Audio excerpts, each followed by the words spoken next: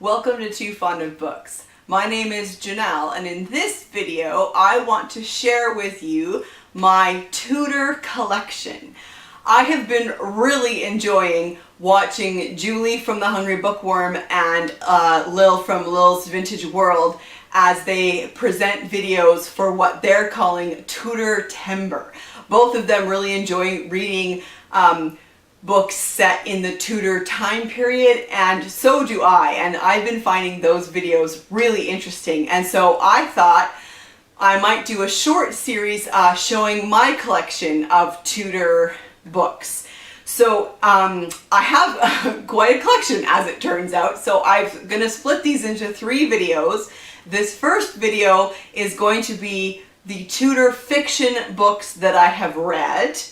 The next video will be the Tudor fiction books that I have not read. The third video will be the Tudor non-fiction books that I have in my collection. So let's just dive right in. I have a lot, so I'm not going to be able to talk a lot about these books, but let's just dive right into it. So the few that I'm going to show you are some of the series that I have. And so the first that I want to show you are Fiona Buckley's Elizabethan Mystery Series. I only have 3 so far. Her main character is Ursula Blanchard. And so I have the Doublet Affair. She wrote this in 1998. A Pawn for a Queen from 2002. And The Fugitive Queen from 2003. And so this is a series about, she is a lady in waiting and a spy, Ursula Blanchard. And so she is a lady in waiting in the court of Elizabeth I. And she also does some work as a spy, and I really enjoy these series. I've read them all, and I'm slowly collecting them as I find them at book sales and stuff.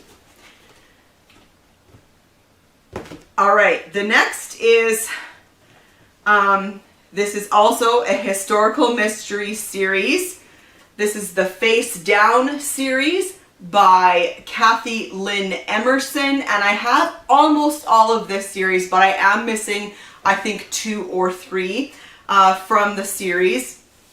But I do have the first 1, 2, 3, 4, 5, 6. I have the first 6 or so all in an order. So this is Face Down in the Marrow-Bone Pie from 1997. Face Down Upon an Herbal from 1998. Face Down Among the Winchester Geese from 1999. Face Down Beneath the Eleanor Cross from 2000. Face Down Under the Wych Elm, 2000. Face Down Before Rebel Hooves, 2001. Face Down Beside St. Anne's Well from 2006. So the ones that I'm missing are between that last one and this one. And Face Down O'er the Border from 2007. This is a great series. I really enjoy this series. This is also set in Elizabethan England, and the main character is Lady Appleton, Susanna Lady Appleton.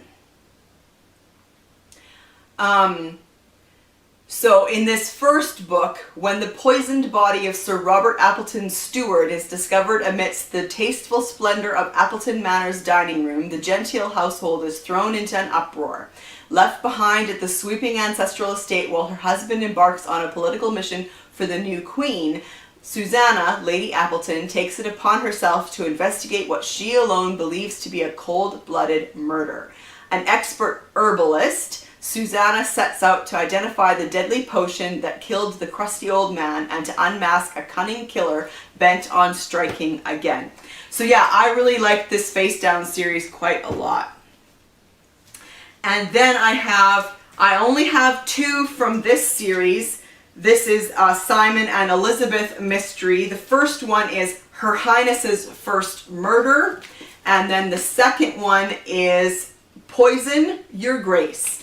And so the first one is from 2010 and the second one is from 2011. Now this series, it starts when Elizabeth is still a princess, and her brother, I believe, is on the throne. Or is it still King Henry? It's still King Henry. So yeah, so this is a really entertaining series as well, and I believe there are more in this series, but these two are the only ones that I have at this point. The next series, and I have all but two from this series, and this is the Matthew Shardlake series by C.J. Sansom, and this series is phenomenal. If I was to recommend one historical mystery series from the Tudor time period, it would be this one. These books are just so well written, very atmospheric. The sense of time and place is so good, and the stories are amazing. So the first in the series is Dissolution from 2003, and so this is set in 1537, so it's the reign of King Henry. Dark Fire from 2004, Sovereign from 2008. This is the third in the series. There was just a little bit of a gap there. Revelation from 2008, and Lamentation from 2014. So I'm missing Heartstone, that's in between these two, and then the last one, Tombland. So I really love that series. Another series that I really quite enjoy is Karen Harper's series of Elizabethan mysteries. And this series, the main character is Elizabeth. So it starts when she's a princess, and then it moves into the first years of her reign. And so the first in the series is The Poyson Garden from 1999. The Tidal Poole from 2000. And I thought this was interesting. She included here at the beginning, very helpfully, Elizabeth I, the beginning. And so she's got a little timetable here of events that happened in Elizabeth's life. True historical events, just to help you ground you in the period and help you understand what's going on in the story. So I thought that was really helpful.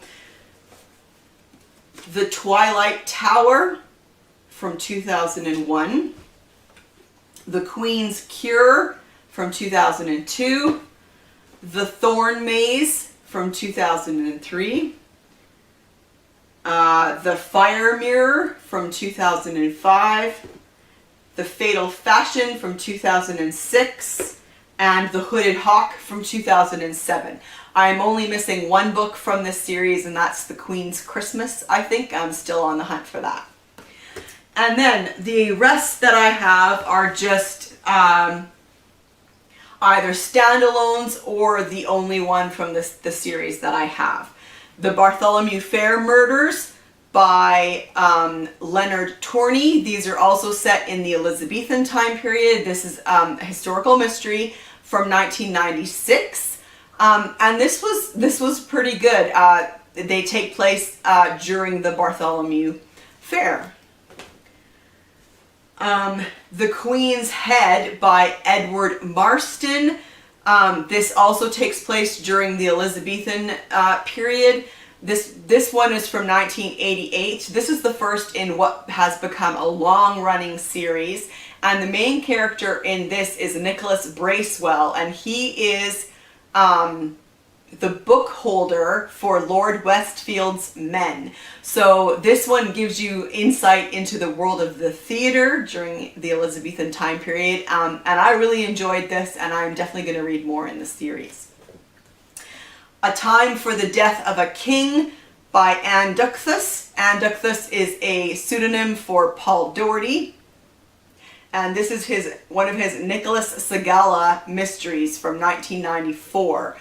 And this is actually set in Edinburgh in 1567. and it's about Mary, Queen of Scots. This is an interesting series because Nicholas Segala is a detective who can time travel. So there's that kind of odd element to this. I've only ever read 2 from this series. I think there's only 4, and I am on the lookout for the other 2 in the series. And then A Plague of Angels by P.F. Chisholm. This is from 1998. I am slowly collecting this series, but it is hard to find these books. And I've been trying to read them in order. So I was able to get a few from the library, but if they didn't have the next one, then I ordered it, which is why I've got this one, which is like 3 or 4 into the series already. These are set in 1592, and the main character is Sir Robert Carey, and he is the warden of the West March, so up on the border between England and Scotland during the reign of Queen Elizabeth, I believe.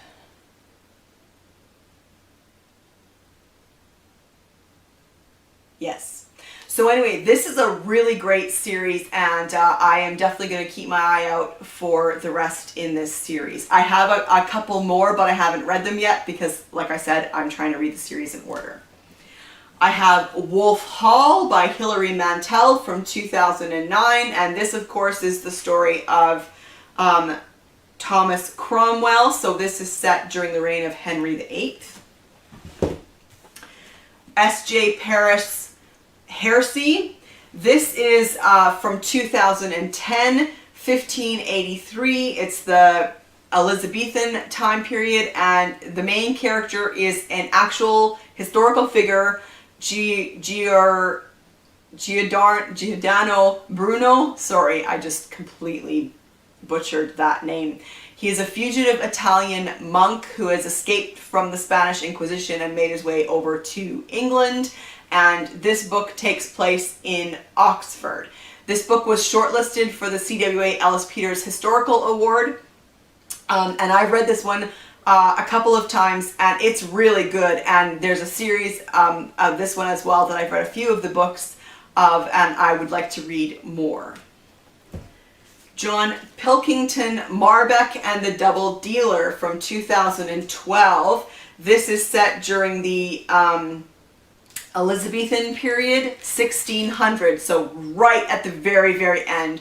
The other books in the series would then move on to the reign of Edward the Seventh. Is it Edward the Seventh? And Mary. Marbeck is a spy, an intelligencer, if you will. And then The Chalice by Nancy Bilyeu. This is from 2013. This is the second in a series, but this is the only one that I have, but I've read them both. This is a great series as well. This is set in 1538. Between the crown and the cross stands one woman. England is in the midst of bloody power struggles that threaten to tear the country apart. Aristocrat turned novice Joanna Stafford knows what lies inside the king's torture rooms and risks imprisonment when she is caught up in an international plot targeting the king. As the power play turns vicious, Joanna understands she may have to assume her role in a prophecy foretold by 3 different seers. Joanna realizes the life of Henry VIII as well as the future of Christendom are in her hands, hands that must someday hold the chalice that lies at the center of these deadly prophecies. I really like this series, and I think there are more, and I'm definitely going to continue reading them. Also, isn't that cover great? And then finally, Murder in Westminster Abbey by Amanda Carmack. This is also an Elizabethan mystery from 2014. There is a series of these books, and I'm not sure where this stands in the series. Let's see. Yeah, it could be the second one, actually. 15 1559, Elizabeth is about to be crowned Queen of England, and the main character in these books is her personal musician, Kate Heywood. So this series is great too. They're a little closer to like cozy historical mysteries than some of these other ones, but they're entertaining as well. So that's my Tudor collection, the books that I have read. Stay tuned for my next video, which will be my Tudor collection fiction that I have not read. Have you read any of these books? Let's chat in the comment section down below. Do any of these books look intriguing to you? Well, let's chat about that as well. And I will see you for my next video soon.